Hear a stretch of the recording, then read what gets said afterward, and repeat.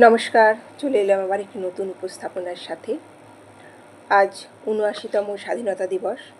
এই স্বাধীনতা দিবসে আমার একটি ছোট্ট নিবেদন। কবি হেলাল হাফিজের একটি পতাকা পেলে। কথা ছিল একটি পতাকা পেলে আমি আর লিখব না বেদনার অঙ্কুরিত কষ্টের কবিতা। কথা ছিল একটি পতাকা পেলে ভজন গায়িকা সেই সন্ন্যাসিনী সবিতা মিশ্রেশ ব্যর্থ 40-এ বসে বলবেন, পেয়েছি পেয়েছি।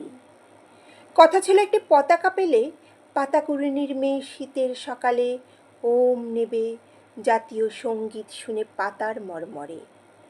কথা ছিল একটি পতাকা পেলে ভূমিহীন মনুমিয়া গাইবে তৃপ্তির গান জ্যৈষ্ঠে বসে খেয়ে।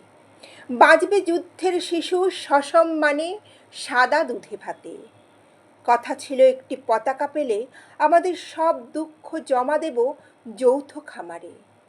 সম্মিলিত বৈজ্ঞানিক চাষাবাদে সমান সুখের ভাগ সকলেই নিয়ে যাব নিজের সংসারে।